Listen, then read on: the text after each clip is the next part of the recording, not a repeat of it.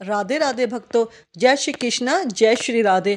आज मैं आपको माघ मास महात्म का 15वां अध्याय सुनाऊंगी। हरे कृष्णा, राधे राधे। माघ मास में तिलों का उपयोग बहुत से ज़्यादा करना चाहिए। तिल से हवन, स्नान, दान, तर्पण, भोजन में तिल का उपयोग सभी चीज़ों में करना बहुत ही अच्छा होता है। कष्ट निवारक होता है, पाप नाशक होता है। इसलिए तिल का ज़्यादा से ज़्यादा प्रयोग करें। सृष्टि में सबसे पहले खाने वाली चीज़ उत्पन्न हुई थी, इसलिए ज़्यादा से ज़्यादा शुभ मानी जाती है और भगवान विष्णु को तो बहुत ही प्रिय है। हमें ज़्यादा से ज़्यादा अपने खाने में तेल का प्रयोग करना चाहिए। कल हमने माघ मास महात्म्य के अध्याय 14 में गंधर्व कन्याएं और ब्राह्मण पुत्र के पिशाच बनने का प्रसंग सुना था। अब उनकी मुक्ति का प्रसंग सुनते हैं। पिशाच रूपी ब्राह्मण पुत्र अग्नि के भी पिता वेदनिधि ब्राह्मण ने जब लोमेश ऋषि से उनके पिशाच रूपी पुत्र और पिशाच रूपी गंधर्व कन्याओं के श्राप से मुक्ति के लिए प्रार्थना की तो ऋषि कहने लगे कि यदि यह सब मेरे साथ नियम पूर्वक माघ स्नान करें तो श्राप से छूट जाएंगे। शुभ तीर्थ में माघ स्नान करने से श्राप का फल नष्ट हो जाता है। 7 जन्मों के पापों के साथ इस जन्म के सभी पाप माघ मास में तीर्थ स्नान पर नष्ट करने से नष्ट हो जाते हैं। माघ मास में स्नान करने से ही अवश्य मोक्ष मिलता है। माघ मास में हमें किसी भी तीर्थ में जरूर स्नान करना चाहिए। हमारे सब पापों के नाश के लिए माघ मास में स्नान किया जाता है। पिशाच पिशाचिनी ने तथा ब्राह्मण वेदनिधि सब लोमेश ऋषि की बातों को बहुत ध्यान से सुन रहे थे। इसके बाद लोमेश ऋषि कहने लगे कि पूर्व काल में अवंती देश में वीरसेन नाम का एक राजा था। उसने नर्मदा के किनारे राज्य यज्ञ किया और अश्वमेध यज्ञ भी किया। उसने खंबे सोने के बनवाए, ब्राह्मणों को बहुत अन्न का दान किया, बहुत सी गायें, सुंदर वस्त्र और सोने के आभूषण भी दान में दिए। वो राजा देवताओं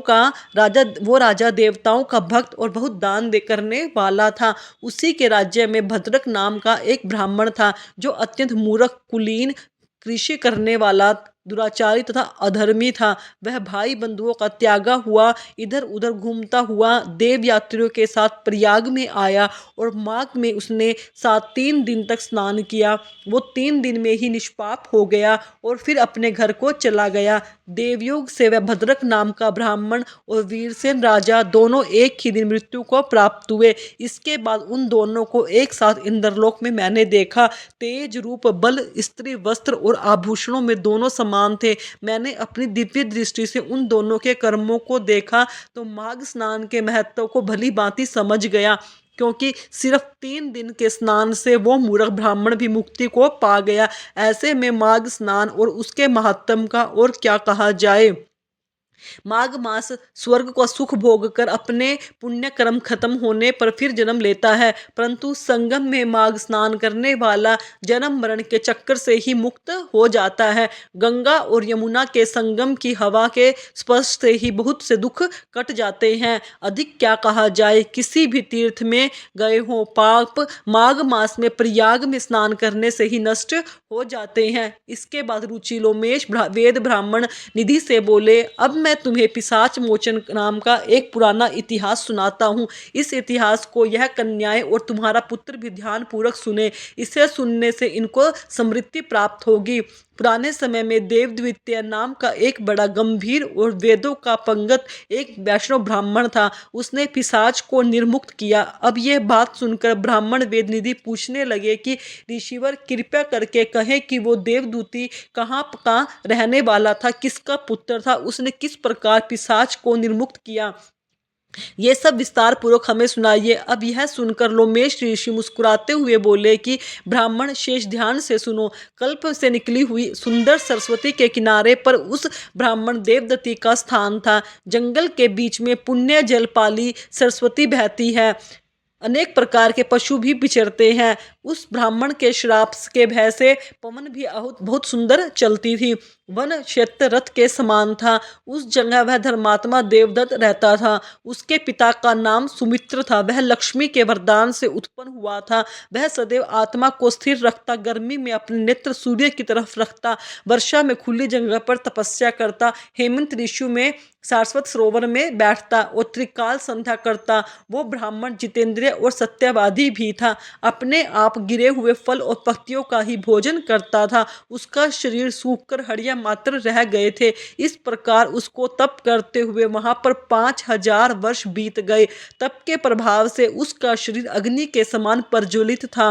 विष्णु जी की प्रसन्नता से ही वह सब कर्म करता।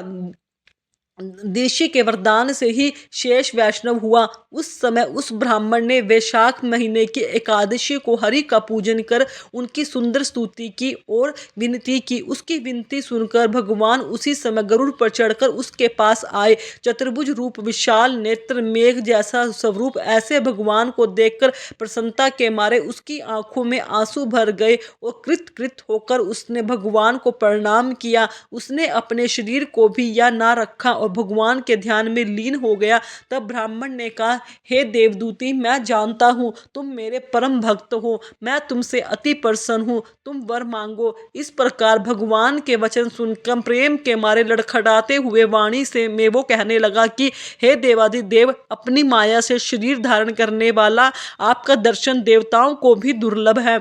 अब आपका दर्शन भी मुझे हो गया है, तो मुझे और क्या चाहिए। मैं सदैव आपकी भक्ति में तत्पर रहना चाहता हूँ। भगवान उसके वचन अनुसार कहने लगे कि ऐसा ही होगा। तुम्हारे तप में कोई बाधा नहीं पड़ेगी। तुम्हारे इस सूत्र को सुनकर मैं बहुत प्रसन्न हुआ। जो मनुष्य तुम्हारे कहे इस सूत्र को पढ़ेगा, सुनेगा, उसकी मुझ में अचल भक्ति होगी और उसी ज्ञान में परम निष्ठा होगी। माघ मास महात्म अध्याय 15 समाप्त। किसी ने क्या खूब कहा है, अपने दुर्भाग्य को बदलने के लिए कर्मों का ऐसा तूफान लाओ कि सौभाग्य को भी आपकी तरफ दौड़कर चलना पड़े। आज का महात्म यहीं पर समाप्त होता है। अगर आपको मेरी वीडियो अच्छी लगी तो मेरे चैनल को सब्सक्राइब करें, वीडियो को लाइक करें, कमेंट में राधे राधे अवश्य लिखें।